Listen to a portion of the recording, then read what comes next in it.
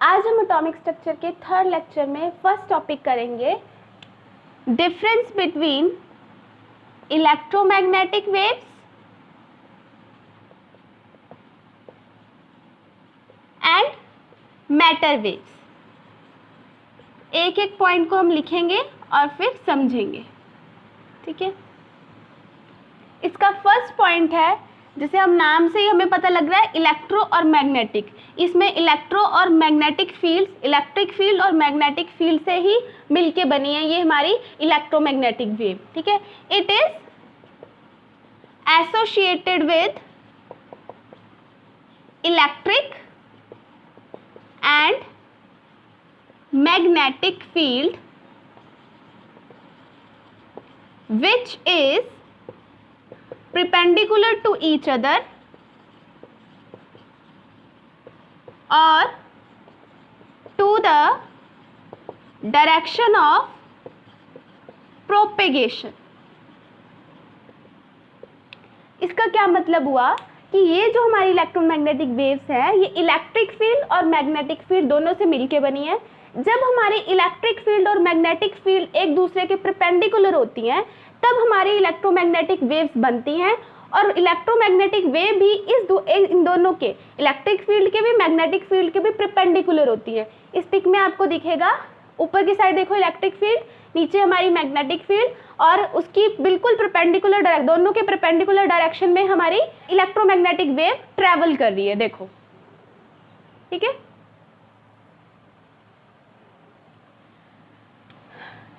जो हमारी matter waves होती हैं इसमें इलेक्ट्रिक फील्ड और मैग्नेटिक फील्ड का कोई लेना देना नहीं है। ये सिंपली एसोसिएट करती हैं, एसोसिएटेड विद मैटर पार्टिकल्स या मटेरियल पार्टिकल्स बोल सकते हो आप। मैटर के पार्टिकल्स या मटेरियल पार्टिकल्स से ही एसोसिएट करती हैं। मतलब ये जो है हमारी मैटर वेव्स ये मटेरियल के पार्टिकल से एसोसिएट करती है, मटेरियल के पार्टिकल से बनती हैं ये, ओके। सेकेंड पॉइंट है, electromagnetic waves are radiated into space और एमिटेड। इसका क्या मतलब हुआ कि हमारे जो इलेक्ट्रोमैग्नेटिक वेव्स हैं वो पर्टिकुलर सोर्स से निकलती हैं, पर्टिकुलर सोर्स से एमिट होती है, एमिट मतलब निकलना, और फिर रेडिएट हो जाती हैं। रेडिएट होना मतलब फैलना, स्प्रेड होना, ठीक है। पर्टिकुलर सोर्स से निकली और फिर स्प्रेड हो गई, ठीक है। हमारी जो मैटर वेव्स होती हैं ये हमारे मटेरियल पार्टिकल का ही एक तरह से मोशन है, वेव मोशन, तो ये ना ही रेडिएट होती है, ना ही मतलब ये स्प्रेड होती है, और ना ही एमिट होती हैं, ना ही स्प्रेड होंगी ना ही एमिट होंगी, ठीक है। इतना नोट डाउन कर लो।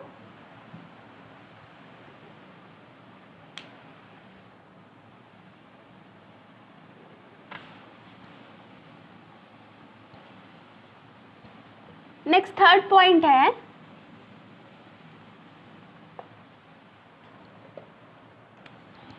Third point, it does not require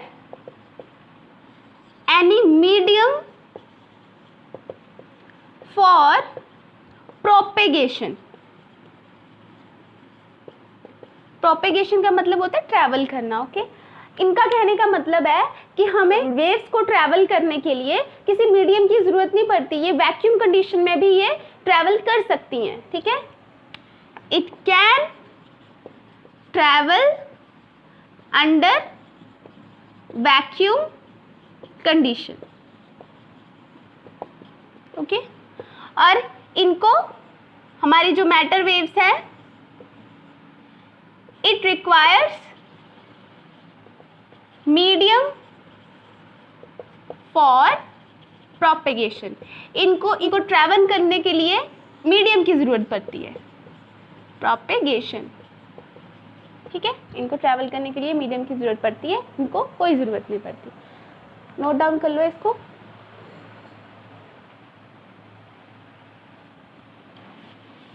next point है, सभी के सभी जो हमारी इलेक्ट्रोमैग्नेटिक वेव्स होती है उन सभी की वेलोसिटी सेम होती है। इलेक्ट्रोमैग्नेटिक वेव्स हमारी कौन कौन सी होती हैं?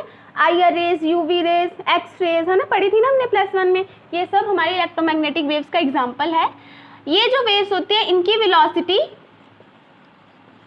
इक्वल होती है सभी की, और मैटर वेव्स की वेलोसिटी डिफरेंट होती है। हर एक की वेलोसिटी डिफरेंट होगी, ठीक है। इनकी वेलोसिटी कितनी होती थी, किसके बराबर होती थी, हम पिछले लेक्चर में भी इतनी बार पढ़ते आए हैं। इसकी जो वेलोसिटी होती है इलेक्ट्रोमैग्नेटिक वेव्स की, वो स्पीड ऑफ लाइट के इक्वल होती है, जिसको हम c से डिनोट करते थे, और इसकी वैल्यू क्या होती है 3 × 10⁸ मीटर पर सेकेंड, ठीक है। इनकी जो वेलोसिटी होती है स्पीड ऑफ लाइट के इक्वल होती है, जो हमारी ये होती है। इनकी वेलोसिटी स्पीड ऑफ लाइट के इक्वल नहीं होती, ठीक है। नेक्स्ट है, इनकी वेवलेंथ को एक्सप्लेन करने के लिए सबसे पहले तो इनकी जो वेवलेंथ होती है वो लार्जर होती है, और उसको एक्सप्लेन करने के लिए हमारा रिलेशनशिप है लैम्डा, जो हमारी वेवलेंथ है लैम्डा इज इक्वल टू c/फ्रीक्वेंसी म्यू, ठीक है। ये क्या है, फ्रीक्वेंसी, ये हमारी स्पीड ऑफ लाइट, और ये हमारा लैम्डा। यहाँ पे अगर हमने इसकी वेवलेंथ को एक्सप्लेन करना हो तो हम डी ब्रॉगली इक्वेशन से एक्सप्लेन करते हैं, जो है lambda is equal to h/mv, जो हम प्रीवियस क्लास में पढ़ चुके हैं, ठीक है। ये थे हमारे डिफरेंस, नोट डाउन कर लो इसको।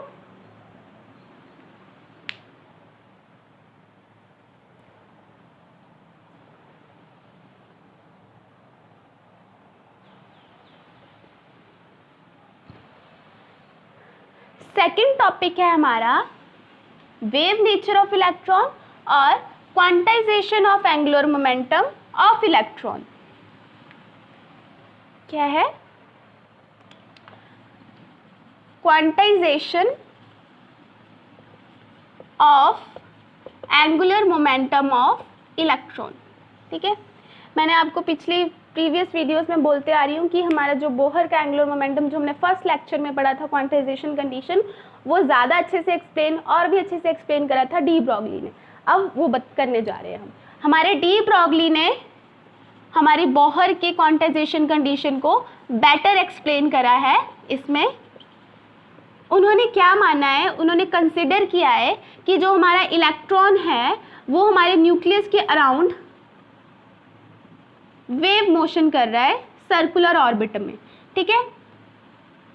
वेव मोशन कर रहा है सर्कुलर ऑर्बिट में, और ये जो वेव मोशन है,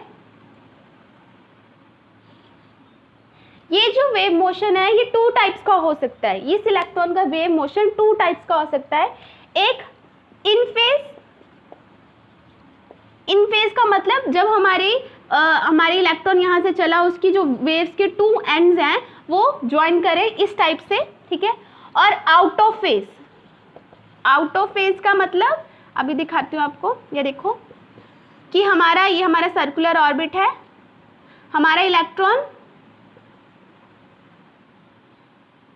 इस तरह से ट्रैवल करेगा। ये इसका 1 एंड, ये इसका सेकंड एंड। फर्स्ट एंड और सेकंड एंड हमारा जब ज्वाइन ना करे, एक कंटिन्यूस सीरीज ना बनाए, यहाँ पे कंटिन्यूस सीरीज बन रही है ना, कंटिन्यूस सीरीज ना बनाए, उसको आउट ऑफ फेज मोशन बोलते हैं, और इसको इन फेज मोशन बोलते हैं इलेक्ट्रॉन वेव का। इस तरह की वेव को हम स्टेशनरी वेव बोलते हैं, स्टेशनरी वेव। इसको हम बोलते हैं नॉन स्टेशनरी वेव, ओके। अब देखो हमारे इलेक्ट्रॉन इसी तरह से रिवॉल्व करते हैं कंटिन्यूसली हमारे न्यूक्लियस के अराउंड, ठीक है। अगर आउट ऑफ फेज होगा तो हमारा इलेक्ट्रॉन फिर से इस तरह से वेव मोशन करेगा यहाँ पे, तो ये तो एटम डिस्ट्रॉय हो जाएगा, ठीक है। तो हमें क्या, कौन सा मोशन चाहिए, इन फेज मोशन चाहिए। इन फेज मोशन हो उसके लिए उसने बोला जो हमारे सर्कुलर ऑर्बिट का सर्क्यूमफ्रेंस है वो इंटीग्रल मल्टीपल होना चाहिए उसकी वेवलेंथ के, ठीक है। ये इसकी जो वेवलेंथ है हमारे इलेक्ट्रॉन की, उसका और हमारे ऑर्बिट का जो सर्क्यूमफ्रेंस है वो इंटीग्रल मल्टीपल होने चाहिए एक दूसरे से, ठीक है। जो ये कंडीशन है हमारी। सर्क्यूमफ्रेंस क्या होता है हमारा 2πr,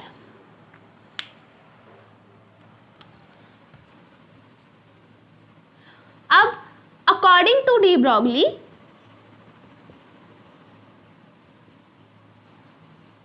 हमने क्या पढ़ी है equation, lambda is equal to h upon m v. तो यहाँ पे हम वैल्यू पुट कर देंगे लैम्डा की,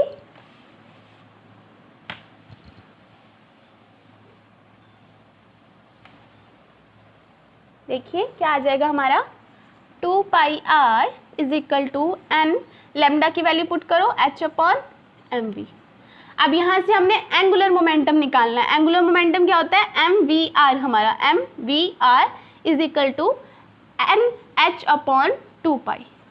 यही हमारी बोहर की क्वांटाइजेशन कंडीशन थी जो हमने फर्स्ट लेक्चर में ही पढ़ी थी।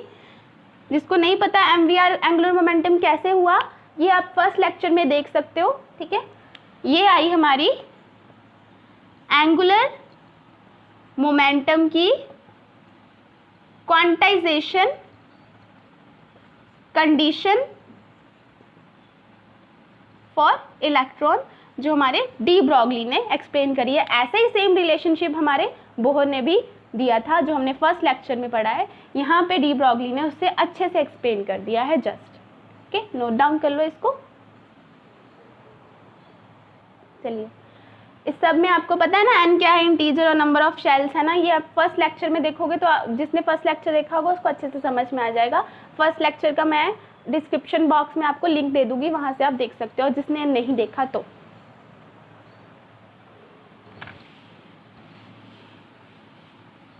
चलिए, हमारा लास्ट टॉपिक है significance of de Broglie equation, de Broglie relationship.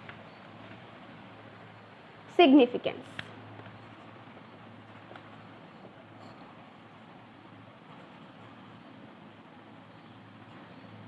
हमारे डी ब्रॉगली ने क्या बोला था कि हमारे जितने भी मटेरियल पार्टिकल्स हैं वो वेव नेचर पोजेस करते हैं।